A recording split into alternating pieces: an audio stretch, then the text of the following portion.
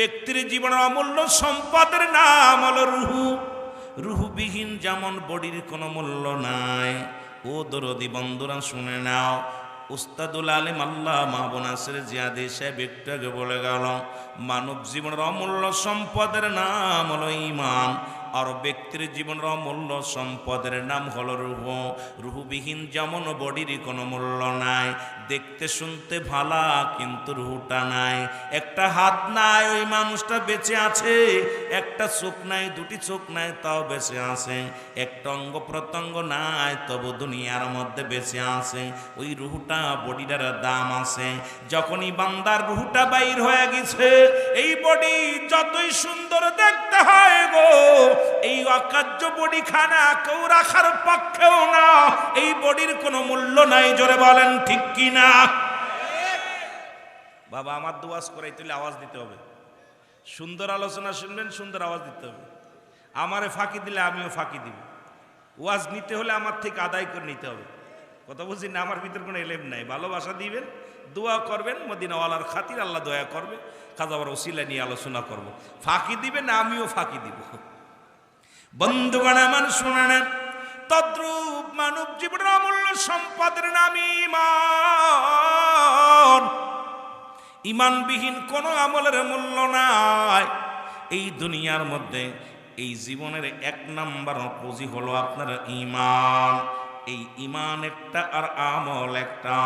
নামাজ পড়েছেন, এটার নাম আমল। রোজা রাখছেন, এটার নাম আমল। হজ করছেন, এটার নাম আমল। যাকাত দিছেন, এটার নাম আমল। আর ঈমান হলো নবী মুহাম্মদুর রাসূলুল্লাহ সাল্লাল্লাহু আলাইহি ওয়াসাল্লাম। ঈমান ওয়া মৌলা আমার নবী মস্ত। খাজা ফরিদপুরি বলতে আমি না, যদিও আমার মুখে বলতে হুজুর বলতেন, ঈমান ওয়া মৌলা আমার নবী মস্ত। জাহান্নামে পড়ে থাকি তবুও না ভয় করি। ইশকে মুহাম্মাদের মালা যদি গলে রয় গো। ঈমান ওয়া মৌলা আমার নবী মুস্তাফা গো। আল্লাহুম্মা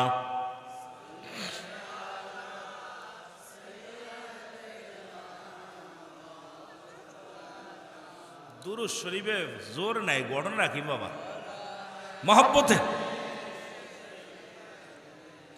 মাওলানা মুহাম্মাদ আল্লাহুম্মা সাইয়্যিদিনা মাওলানা মুহাম্মদ ওয়া লা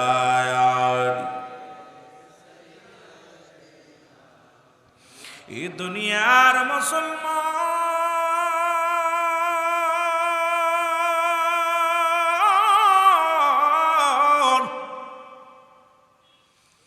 এই জীবন নয়, এমন একটা জীবন আসবে গো, যে দেশে গেলে মানুষের বিচার হয়, যে দেশে গেলে মানুষের হিসাব হয়, যে দেশে গেলে মানুষ কোনোদিন আর ফিরে আসে না।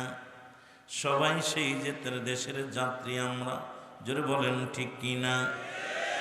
আর মানুষের মৃত্যু হয় দুইটা টাইমে, একটা হলো রাতের বেলা, একটা হলো দিনের বেলা। দিন শুরু করেছিলাম, মৃত্যুবরণ করি নাই। রাত শুরু করেছি, এখনো মৃত্যুবরণ করি নাই। আগামীকাল আমরা সূর্যোদয় হবে আপনার জীবনে, আগামীকাল সকাল হবে আপনার আমার জীবনে, কেউ বলতে পারি না।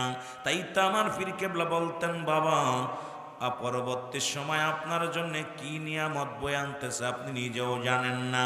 কত মানুষ আজকে বিদেশের জমিনে পাড়ি জমাইল। ও মুসলমান, ওই টাকার মেশিনটা মৃত্যু হইয়া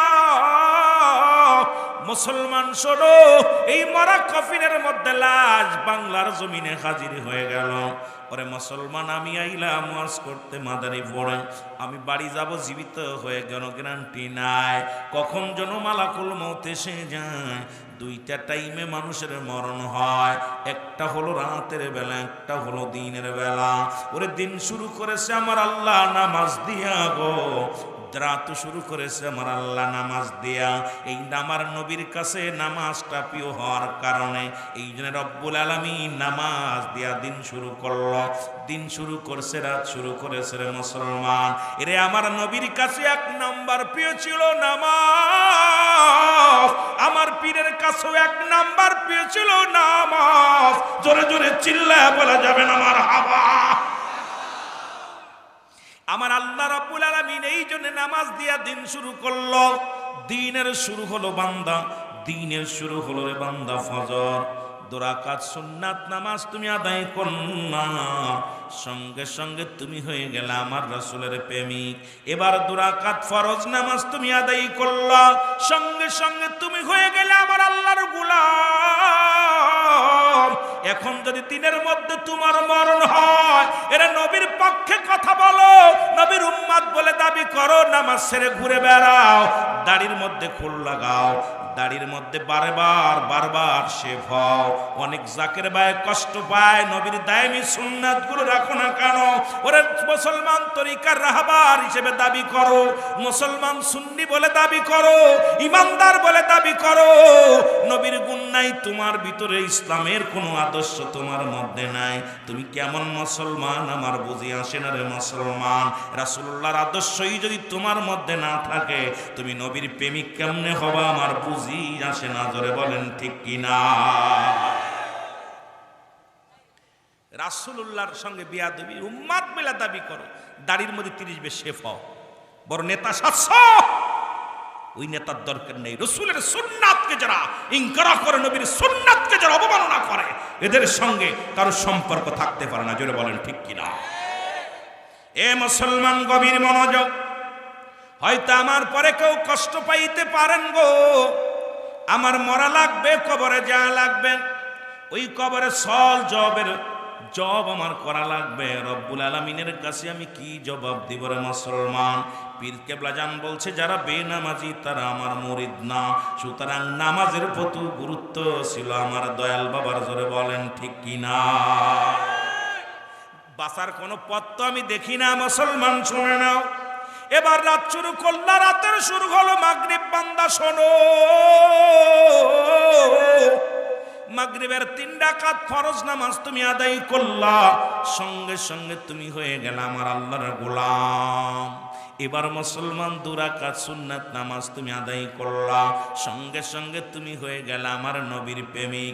ওরে ফরজও পড়ো নাই, সুন্নাতও করো নাই, গোলাম, আল্লাহর গোলাম হওয়া সম্ভব নয়, নবীর প্রেমিক হওয়া সম্ভব নয়। রাতের মধ্যে যদি মরণ হয়, তোর মরণ হবে জাহিলি মরণ, নবীর পক্ষ নয়, আল্লাহর দলেও নয়। তোরে কার তলে রাখবো মুসলমান? ওই বিল ক্লিনটনের নামে রাখবো না মুসলমান কার নামে রাখবো? ওই আমেরিকার মুসলমান ডোনাল্ড বুশির নামে রাখবো না মুসলমান কার নামে রাখবো? মনে বড় কষ্ট হয়, আল্লাহর দলও নয়, নবীর পক্ষেও নাই, তোর মতো মুনাফিক আর দুনিয়ার মধ্যে কেউ নাই। তোরে বলেন ঠিক কিনা? মরণ যেহেতু 2টা টাইমে হয়, একটা হলো রাত আর একটা হলো দিন, মরতে হবে। আর মরণের বিকল্প কোনো কিছু আসেনি। এজন্য বলেন, মরণের কোনো কিছু আছে, বিকল্প কিছু আছে? ফোন আছে ভিতরে, মরণের বিকল্প আছে কিছু? আর মরণের কোনো আপটুড ওয়াজও নাই, বাঁচার কোনো পথ নাই। কারণ যেহেতু একমাত্র স্রষ্টার মৃত্যু নাই, সৃষ্টির মৃত্যু আছে। জোরে বলেন ঠিক কিনা? মৃত্যু নাই কার? আপনারা কি সৃষ্টি না স্রষ্টা? জোরে বলেন না, স্রষ্টা না সৃষ্টি? পাস নাই? একটু মহব্বতের সঙ্গে দুরূদ শরীফ পড়েন। আল্লাহুম্মা কোনটা কাছে রাখছেন? হাতে রাখ। কি এলো রে? আয় হায়। ওয়ালা আলি সাইয়্যিদিনা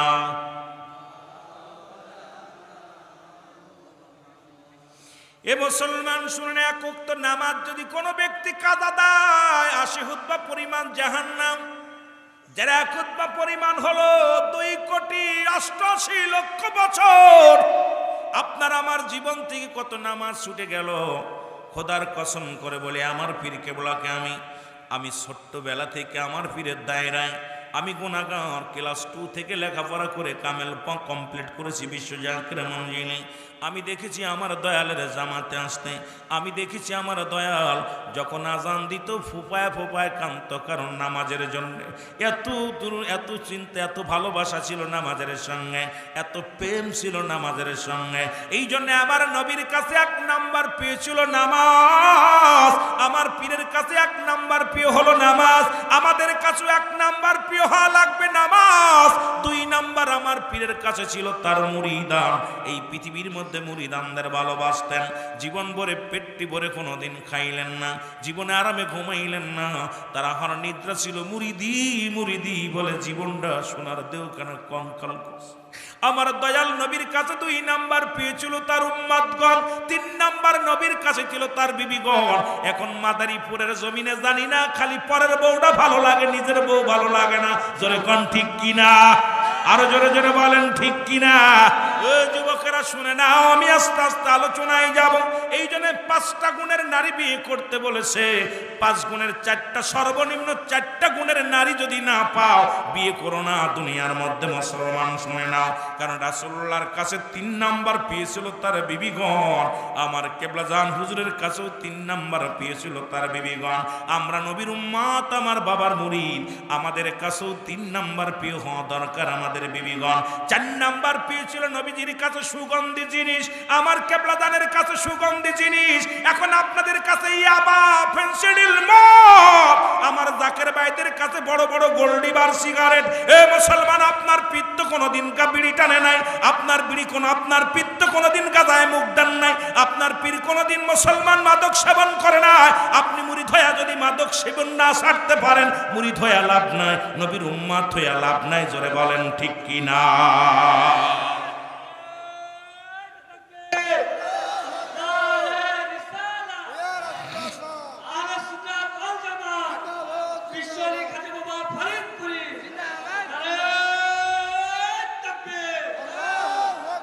কষ্ট পাচ্ছেন?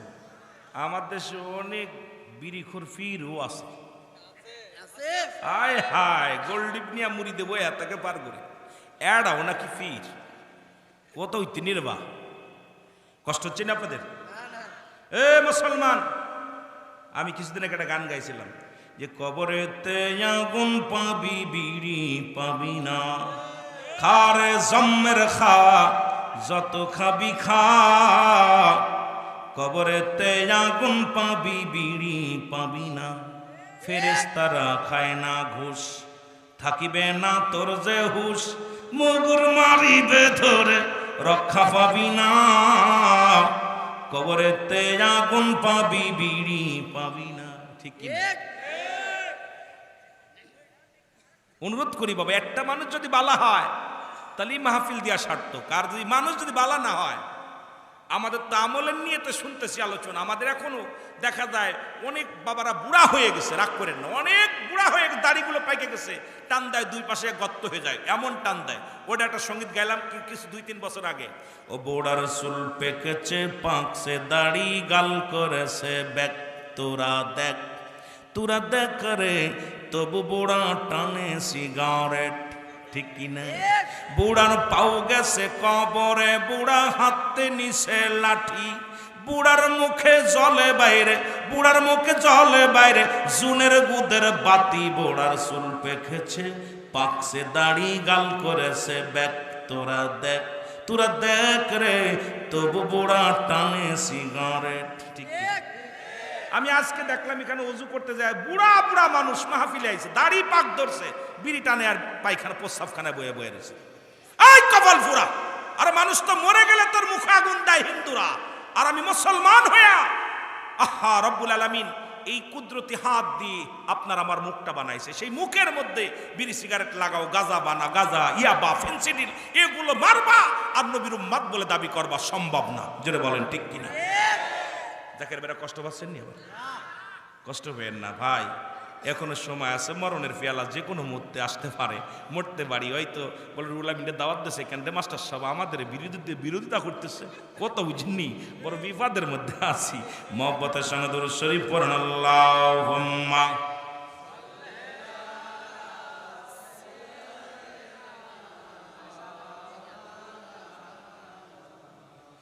আরো জোরে বলেন ওয়ালা আলি সাইয়্যিদিনা। এ দুনিয়ার মুসলমান,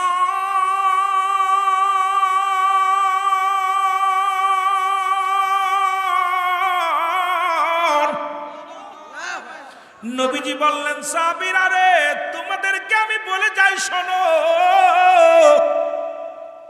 আমি নবীর শোনে কি তোমরা জান্নাতে যেতে চাও? আমি আজকে রাজরের বাসীদেরকে বলবো, এই রাজার খাল পাড়ের বাসীদেরকে বলবো, শুনে নাও, রাসূলুল্লাহর সঙ্গে জান্নাতে যেতে চান কে কে? একটু হাত দুখানি তুলে দেখা।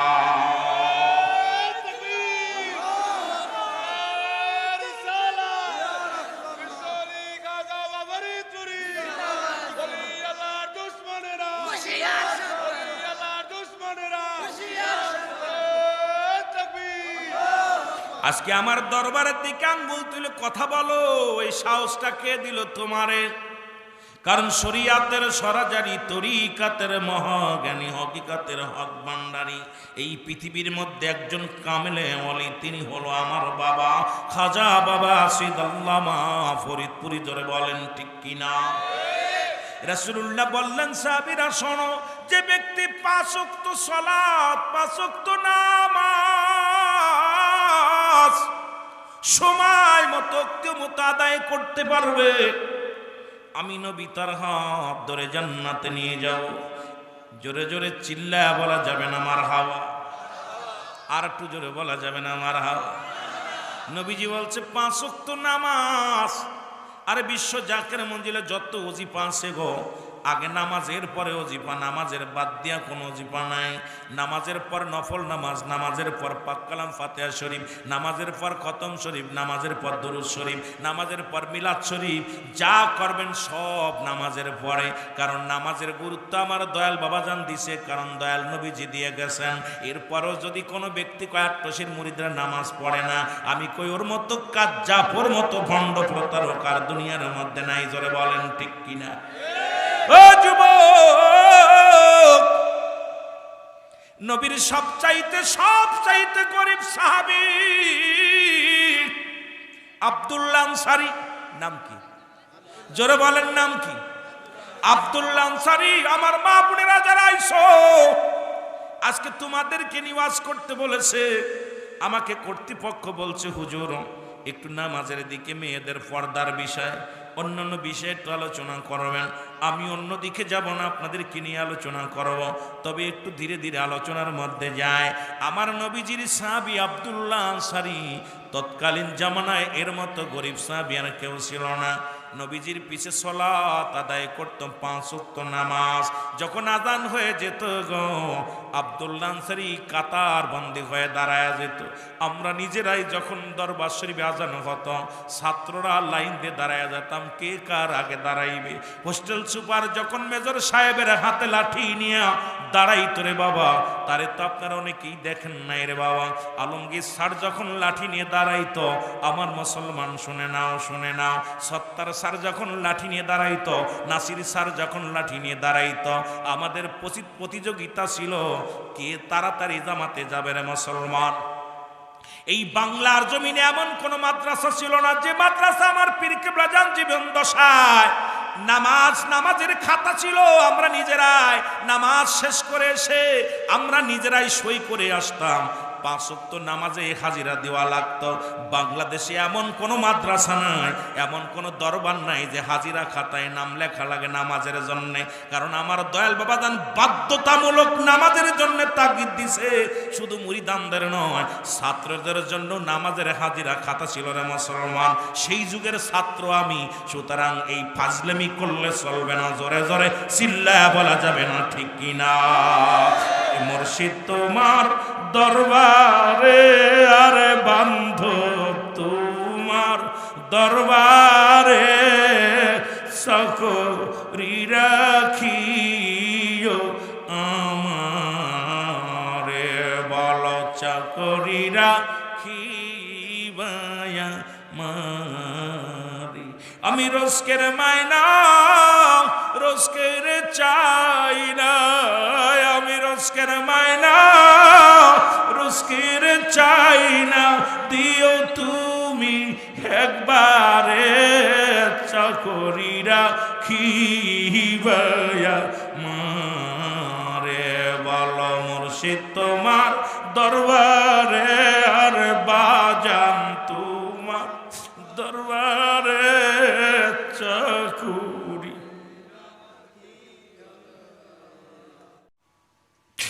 আমার নবীজি সালাম ফিরায়া সাহাবীদের ডাকতে বলে, সাহাবীরা রে, আজ কিছুদিন হয়ে গেল নামাজ শেষে আমার আনসারীরা দেখতে পাই না,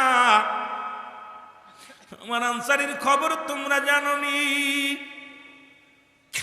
আমার নবীজি বলে, তোমার সাহাবীর কোনো খবর জানোনি? সাহাবীরা বলে, হুজুর নিশ্চয় দুনিয়ার কোনো ঝামেলার মধ্যে পড়ে গেছে। আমার নবী কয়, না না, এমনি আমার নবীকে বলা হয় না বায়ানাত, উত্তম ব্যবহার, উত্তম আখলাক, উত্তম চরিত্র, যা আমার রাসূলুল্লাহর ভিতরে ছিল, যা আমার দয়াল বাবাজানের ভিতরে ছিল। আমি জীবন দশায় দেখেছি রে, আমার দয়ালকে নিয়ে কত গালিগালাজ মানুষ করছে, আমার দয়াল পীরকে কত পীর গালাগালি করছে, কতজন মাহফিলে আইয়া আমার বাবার সমালোচনা করেছে। খোদার কসম, খোদার কসম, আমার জীবন দশা আমার জীবনেও কোনোদিন দেখি নাই আমার পীর কাউকে একটা গালি দিছে। আমার ভাইরা, আমার বন্ধুরা, আমার বাংলাদেশের কত সুনামধন্য পীর এসেছে, আমার পীরের সমালোচনা করলো। আমার পীর বলতো, বাবা ওরা বোঝে নাই, এই জন্য আমাকে গালি দিছে, এই জন্য তারা মন্দ বলেছে। বাবা ওরা যেদিন বসবে চোখের পানি ফেলবে বাবা, কারণ এমন বাংলাদেশে এমন পীর কয়জন পাবেন। আমার দয়াল নবীজি কোনোদিন মুসলমান হযরত আনাস বলে, আমি দীর্ঘ 10টা বছর আমার রাসূলের খেদমতে ছিলাম, খোদার কসম, খোদার কসম করে বলি, আমার দয়াল নবী কোনোদিন আমার ধমক দিয়ে কথা বলে না। আপনারা যদি বিশ্বাস না করেন আজমির ভাইয়ের জিগাইবেন। আজমির ভাই বলে, এই দুনিয়ার মধ্যে আমি কত ভুল করেছি, হুজুরের খেদমতের মধ্যে উল্টা পাল্টা হয়ে যেত, কসম আল্লাহর, কসম আল্লাহর, আমার পীর কোনোদিন আমাকে ধমক দেই না, কারণ এই শিক্ষা আমার দয়াল নবী দেন নাই। যে শিক্ষা আমার দয়াল কিবলা জান নিছেন, সেই আদর্শ যদি জাকেরানদের মধ্যে না থাকে, আমাদের মতো পুরা কপাল মানুষ আর দুনিয়ার মধ্যে হতে পারে না।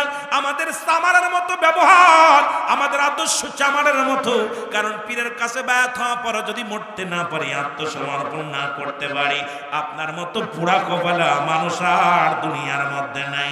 জোরে জোরে চিল্লায়া বলেন ঠিক কিনা? আমার ভাইরা, আমার বন্ধুরা, আমার আল্লাহর নবী নিজেই গেলেন, নিজেই দেখা করতে গেলেন। আব্দুল্লাহ আনসারীর বাড়িতে সালাম দেয়, আসসালামু আলাইকুম ইয়া আহলাল বাইত, আসসালামু আলাইকুম ইয়া আহলাল বাইত। তিনবার সালাম দিলেন মদিনাওয়ালা, সালামের কোনো জবাব পাইলেন না। নবীজি একটু মনে কষ্ট পায়া ফিরে আসলেন। আমার ভাইরা, আমার বন্ধুরা, আমার এবার নবীজি যখন ফিরে আসলেন, পিছন থেকে আব্দুল্লাহ আনসারী উত্তর দাও, আলাইকুম আসসালাম ইয়া রাসূলুল্লাহ, ওয়ালাইকুম আসসালাম ইয়া হাবিবাল্লাহ, ওয়ালাইকুম আসসালাম ইয়া রাহমাতাল লিল আলামিন। আমার নবী আনসারী রে, তুমি তিনবার সালামের উত্তর দিলা, তার মানে আর বুঝতে বাকি নাই, তুমি 3বারই সালাম শুনেছিলা, তুমি উত্তর দাও নাই। আনসারী বলে, ইয়া রাসূলুল্লাহ, ইয়া হাবিবাল্লাহ, আমি কেন সালামের জবাব দিই নাই, আমি আপনাকে কেমনে বোঝাইব গো নবী? আপনি যদি দয়া করে আপনি যদি আমার বাড়িতে যাইতেন, তাহলে আমি বলতে পারতাম কেন সালামের জবাব দিই নাই। নবী বলে, চলো যাই। রাসূলুল্লাহ চলে গেলেন। কেমন নবী গো আমার! এবার রাসূলুল্লাহ যখন দরজার মধ্যে গেলেন, আনসারী দরজাগুলো খুলে দিলেন। খুলে দেওয়ার সঙ্গে সঙ্গে নবীজি দেখতে পাইলেন ভিতরে বিশাল গর্ত খোঁড়া গো। বিশাল আকারে গর্ত খোঁড়া। আমার নবীজি বলেন, আব্দুল্লাহ আনসারী রে, তোমার ঘরের মধ্যে এত বড় গর্ত কেন খোঁচা? বলে, ইয়া রাসূলুল্লাহ, ইয়া হাবিবাল্লাহ, আপনি যখন আমার সালাম দিয়েছিলেন তখন আমি উলঙ্গ অবস্থায় গর্তের মধ্যে বয়াছিলাম। আল্লাহ নবী বলেন, আনসারী রে, কি বলতে চাও? বলে, হুজুর, আপনি সেদিন ওয়াজ করলেন, আমার মা বোনেরা, জাকির বোনেরা যারা আসছে, একটু ওয়াজ বাড়ি নিয়ে যাও, এখানে শুধু রেখে যেও না, বিরিয়ানি খেয়ে শেষ করে দিও না, ওয়াজগুলো বাড়ি নিয়ে যেও।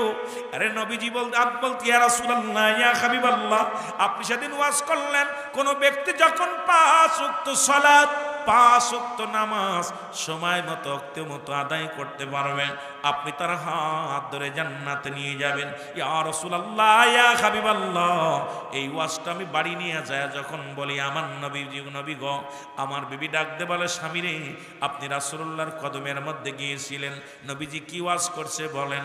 এবার আমি বললাম, ইয়ার আমার বিবি, আমার নবী ওয়াজ করছে, কোন ব্যক্তি যদি 5 ওয়াক্ত নামাজ, 5 ওয়াক্ত সালাত সময় মতো আদায় করতে পারে, আল্লাহর নবী তার হাত ধরে জান্নাতে নিয়ে যাবে। আমার বিবি আমার হাত কানা ধরে বলে, স্বামী,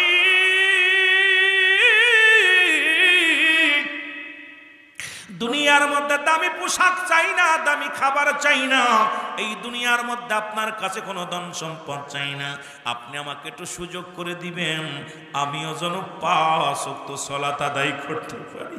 কেমন স্বামী, কেমন স্ত্রী গো বন্ধুগণ, ও যুবক, আমাদের স্বামী স্ত্রী মিলে একখানা কাপড় নবী গো, যখন আপনি যখন মসজিদে আজান পড়ে যায়, আমার বিবি উলঙ্গ হয়ে গর্তের মধ্যে বয়া থাকে, আবার যখন নামাজ শেষ করে দৌড়ায় বাড়ি আসি, আমি উলঙ্গ হয়ে গর্তের মধ্যে বয়া থাকি নবী গো।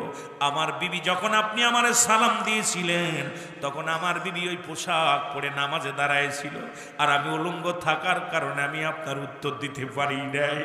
আমার নবী চোখের পানি ছেড়ে বলে, আনসারী আয় আয়।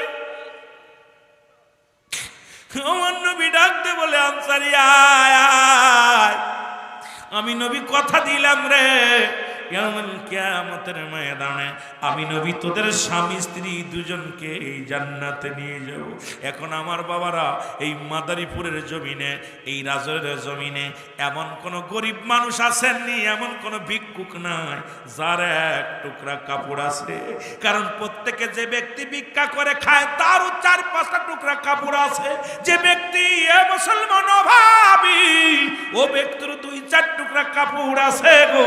সুতরাং নামাজের হিসাব যদি রব্বে কারিম ধরে, ও মুসলমান, আমার রব্বুল আলামিন যদি নামাজের হিসাবটা ধরে গো, বাঁচার মতো কোনো পথ নাই, বাঁচার মতো কোনো পথ নাই।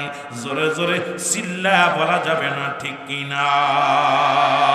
এরে আমার মনের জল্পনা কল্পনা, নবী যাব আমি সোনা, বলো যাব আমি সোনার মদিনায়, বলো যাব আমি সোনার মদিনায়, আরে বলো যাব আমি সোনার মদিনায়। আমার মনের জল্পনা কল্পনা, নবী যাব আমি সোনা, বলো ওরে যাব আমি সোনার মদিনায়। জোরে চিল্লা, যাব আমি।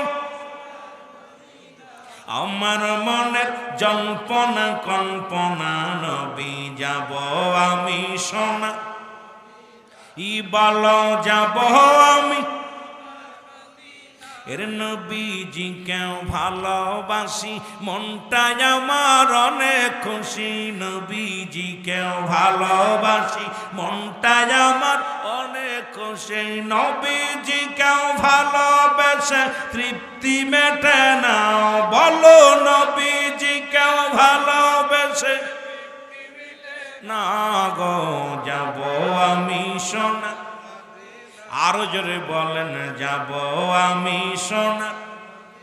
এরে আমার মনের জল্পনা কল্পনা, নবী যাব আমি।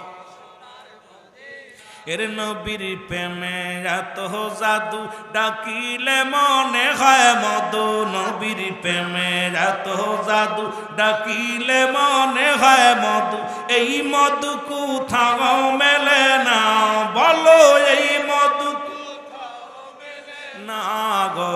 যাব আমি সোনা, বলো যাব আমি সোনার মদিনা, বলো যাব আমি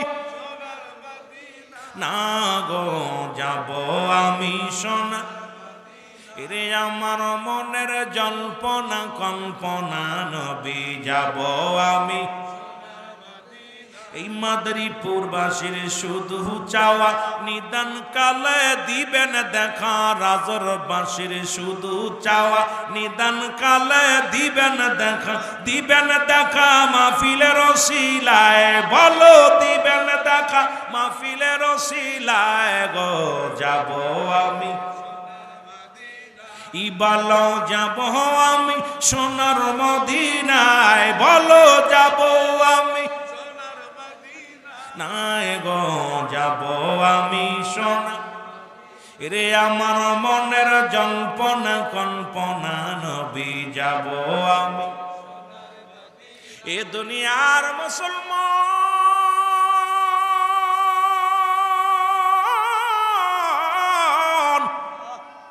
নবী বলেন হায়াতি খায়রুল লাকুম, আমার হায়াতের জিন্দেগিটা গো আমার উম্মতের জন্য কল্যাণ স্বরূপ। এখন নবী দুনিয়ার মধ্যে আগমনটা হলো আপনার আমার জন্য কতই না মঙ্গল। নবী উম্মতিরা রে, এই দুনিয়ার মধ্যে আমি আগমন করলাম, আমার উম্মতের সঙ্গে কথাবার্তা বললাম, উম্মতের সঙ্গে চলাফেরা করলাম, উম্মতের মতোই আমি সংসার ধর্ম করলাম। এই জন্য নবী কয় উম্মতিরা শুনে নাও, হায়াতি খায়রুল লাকুম, আমার হায়াতের জিন্দেগিটা উম্মতের জন্য কল্যাণ স্বরূপ। আবার নবী আমার দুনিয়ার কিছু আলেমরা কয় নবী মরে গেছে, নবী কয় ফাতি খায়রুল লাকুম, নবী কয় উম্মতিরা গো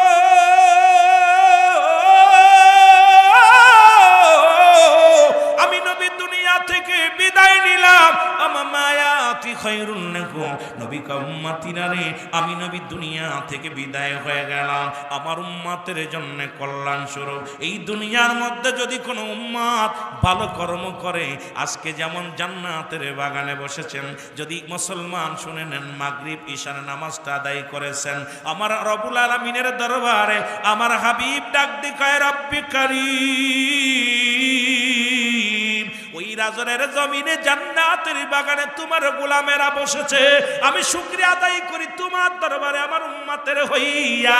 আবার যদি কোনো উম্মত গুনাহের কাজ করে, সঙ্গে সঙ্গে নবী কয় আমার আল্লাহ আমার উম্মত গুনাহ করেছে, তুমি তারে মাফ করে দাও। এই দুনিয়ার মধ্যে ভুল করে মুসলমান, ভুল করে ছেলে মাফ চায় বাবা, ভুল করে গ্রামের ছেলে মাফ চায় চেয়ারম্যান মেম্বার যাইয়া, এমন নবীর উম্মত হইলাম, ভুল করি আমি ক্ষমা চাই আমার নবী। জোরে জোরে চিল্লায় বলা যাবে না মারহাবা।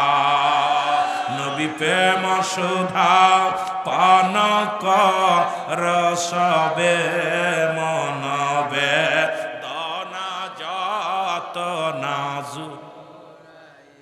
আমার খাজা বলতেন, বলেন নবী প্রেম সুধা মনবে, দনা যত না খোদা তথ্য পাবে, দরলাভ হবে নবী পদবিনে ভাব সবই মিশে, নবী পদবিনে ভাব সবই মিশে, নবী প্রেম সুধা পান এ মনবে, দনা যাত না জুরা। আরে কেমন অলি গো, কেমন অলি, নবীর ভাব নবীর প্রেম যার ভিতরে ছিল, তাদের কয় কিছু মৌলবী মাথা মোটা মৌলবীরা কয় তারে কয় শিয়া, সেই দরবারে শিয়া বলে আখ্যায়িত দেয়, সেই দরবারকে বেদাতি বলে স্বীকৃতি দেয়, সেই দরবারটা নিয়ে সমালোচনা করে ওই মাথা মোটার গোষ্ঠীরা। কারণ এই দয়াল পীরের এই মহব্বত, দয়াল নবীর প্রেম ভালোবাসা যে শিখতে হয় আত্মশির জমিনে দেখে যাও, জোরে বলেন ঠিক কিনা। এ দুনিয়ার মুসলমান গভীর মনোযোগ, এ দুনিয়ার মুসলমান গভীর মনোযোগ শোনো না, কারণ এমন দয়াল আর পৃথিবীর মধ্যে পাবি না, এমন বান্ধব আর দুনিয়ার মধ্যে পাবি না যে দরদি বান্ধব সারা জীবন কেঁদে গেলেন উম্মতের মায়ায়, আর যে খাজা ফরিদপুরি সারা জীবন কেঁদে গেলেন মুরিদের মায়ায়। একজন কেঁদেছেন মক্কা মদিনায়, মদিনার নবী কেঁদেছেন উম্মতের মায়ায়, আর বাংলার জমিনে পীরে কেবলা যান, আমার পীর কেবলা যান কেঁদে গেলেন সারা জীবন মুরিদের মায়ায়। জোরে জোরে চিল্লায় বলা যাবে না ঠিক কিনা। মহব্বতের সঙ্গে দুরূদ শরীফ পড়েন আল্লাহুম্মা।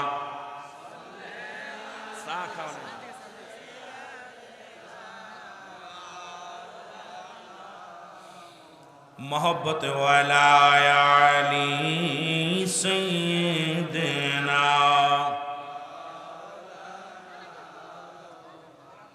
ए मुसलमान मुसलमान गभीर मनोयोग शोनो,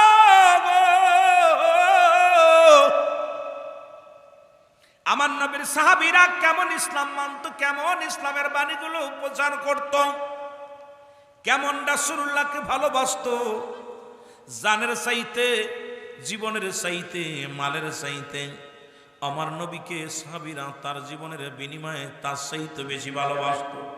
কারণ সারা পৃথিবী আপনাকে যদি দিয়ে দেওয়া হয়, নবীর প্রেম থেকে আপনাকে সরানো সম্ভব নয়, কিন্তু মুনাফিক সর্বে আল্লাহ কমিনান নাস, মানুষের মধ্যে মায়াকুলতার বলবে আমার নাতের ঈমান আনছে, বিল্লাহি আল্লাহর প্রতি আখিরাতের প্রতি বিশ্বাস স্থাপন করছে।